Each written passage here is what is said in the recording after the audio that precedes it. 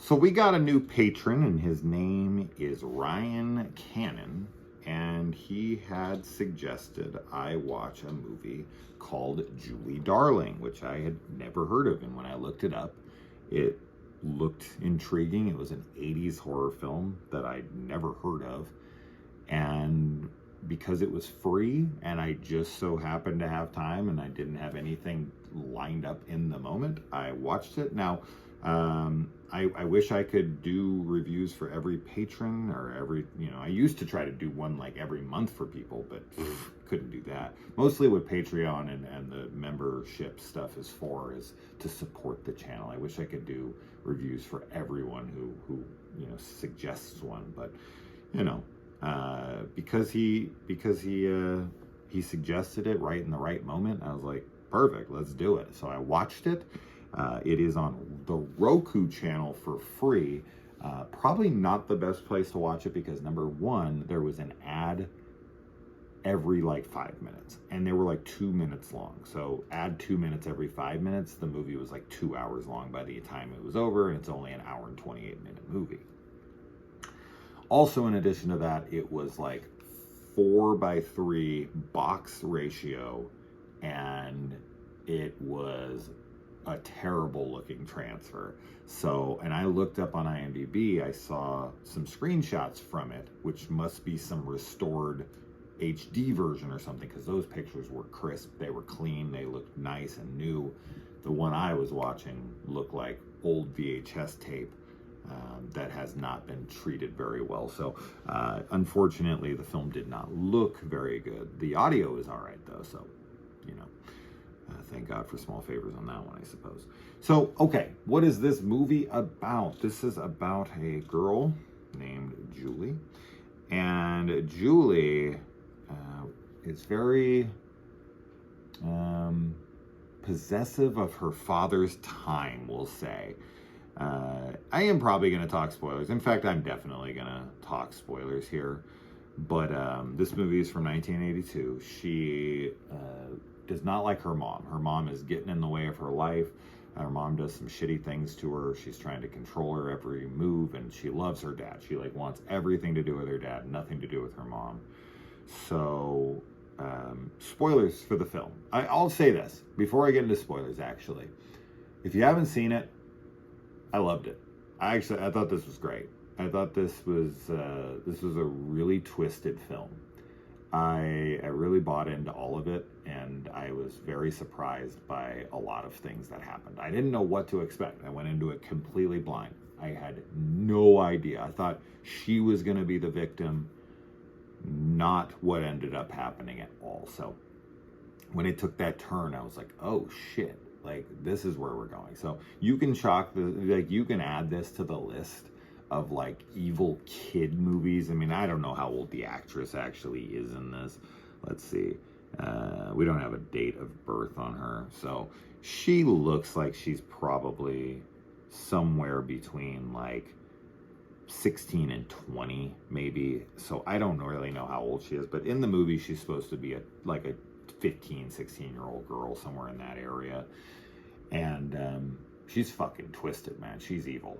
She is definitely a screwed up chick. So this would fall very neatly into the killer kid movies like A Good Son and Orphan and that lot. So very, very cool film. I'm surprised I don't hear more about this. And this was one that, yeah, if they had a really nice Blu-ray of this, I would love to see this in like HD quality, because these screenshots that I'm looking at, like, look, I know you guys can't see this very well. You can see that all right.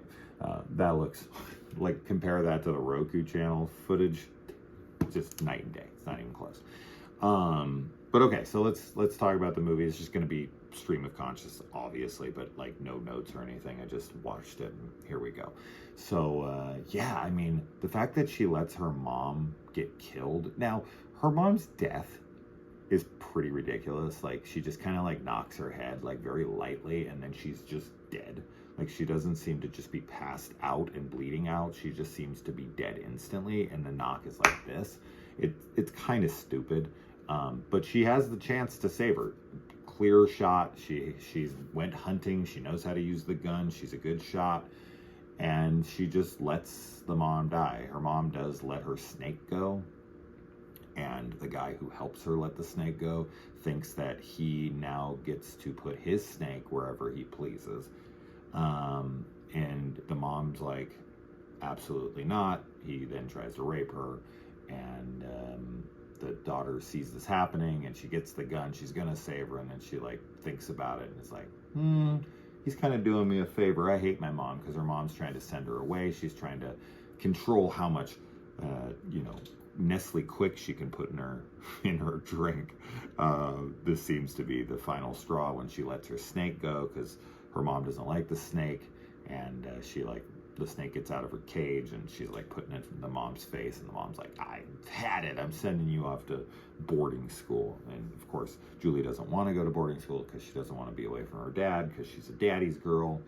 And so she lets her mom die. And then her dad, who has been having an affair with some chick for like 3 years, but at first you're like, did he get a new girlfriend overnight?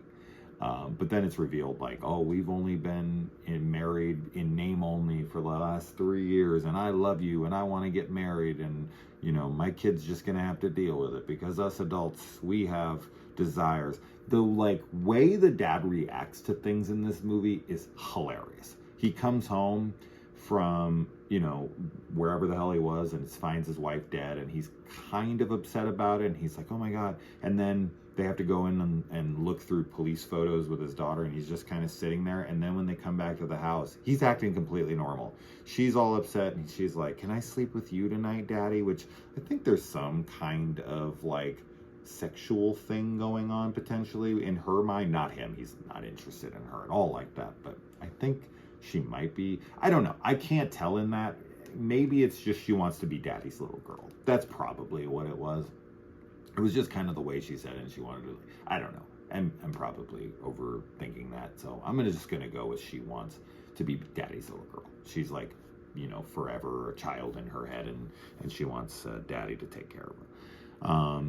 But then, he has like a new chick so fucking fast. Like, it's so fast. And the way she's like, can I sleep in bed with you tonight? And he's like, of course, honey. Like, his wife just died like an hour ago, 2 hours ago. He's like totally fine. He's totally fine. Now, granted, he's not really in love with her anymore. He's having an affair, but I still think he'd be more upset than that.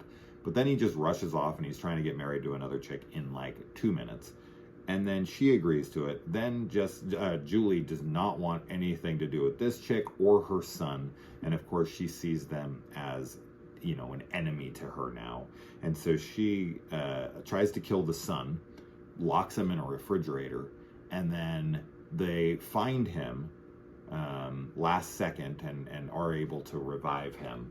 And then he, like, when the dad arrives right before, he's like, we have some news to tell you. And she's like, okay. And then they're like, we're playing hide and go seek. And then they find the kid. He's dead. They revive him. And then she's like, Dad, you had news to tell us? And she's like, oh yeah, we got married while we were out. Like, number one, what? You got married? Which of course sends her off the deep end once again, because this chick's already like with them and moving in or whatever. This reminds me, of course, of The Lodge, which is one of my favorite films of the last 5 years.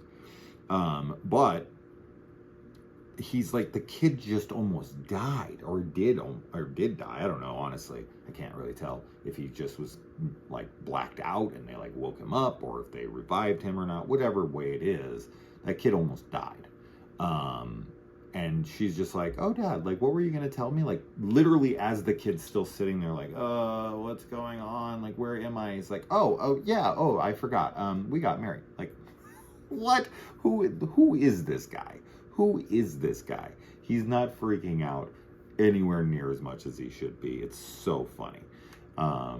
Then, the rapist guy who got away because she didn't kill him, he tries to rape another girl that he meets at a bar, because he can't get out of his head and he can't get it up, and the girl's like, okay, like, wasted my night. The girl just wanted to get laid, and he's just like, he's all about his fragile ego. So like when she calls him like a loser and a faggot, he's like, what? And he like jumps on her and grabs her and like tries to, rape her. And the guy comes in, fights with him, and the police come in and everything and take him away. And then they're like, he fits the MO of this girl. I don't know how they connected him, but maybe because of where he lived. Doesn't matter.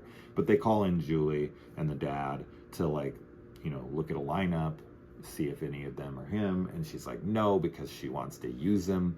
And so she tracks him down and is like, I want you to kill my stepmother.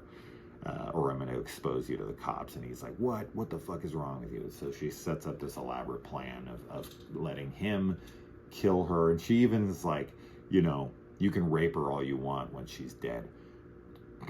This little girl is evil, man. Evil. So she sets up this whole plan. And then the guy comes over. He pushes her out the window. Then Julie tries to go and kill him. They get into a huge fight. She ultimately stabs him in the dick as he's trying to rape her. Because he's kind of like, all right, like, before I do this, I'm raping you instead. She stabs him in the dick with a broken bottle and then shoots him in the chest. And then here's the door ring. And she thinks this is her dad. I don't know why she would think her dad was ringing the doorbell. It's his own house. He would have a key. He would be able to get in. So this is kind of a breakdown of logic. But, to serve the moment, she runs to the door and is like, Daddy. And she kind of, the door opens and she gets stabbed in the chest. And it's the mom. And she's like, kills her. And then the dad comes home and he's like, oh.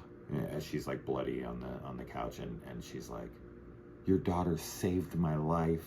Like, kills her and then pretends that the rapist did it and that she's some hero for her so that she could get rid of her without killing his image of his daughter. It's really an interesting, really dark ending, thinking about all the pieces at play here of like her trying to eliminate her by sending her mom's rapist who let her mom get killed by this guy to kill her, and then almost killing her son, and then she kills him unbeknownst to the father to cover it up, but then like doesn't want to trash the image that he had of his daughter, because of course that would screw up him and also their relationship. So she's now has this secret that she killed his daughter. I'd have to watch the scene again because I don't remember how she knows that she was involved, outside of like he pushes her over the railing and is like, look, you little bloodthirsty bitch, like there she is. So she's knocked out there and probably heard it. I don't remember. If I missed something, maybe I was on my phone for a second. I was really paying attention to this one though. I was really into it.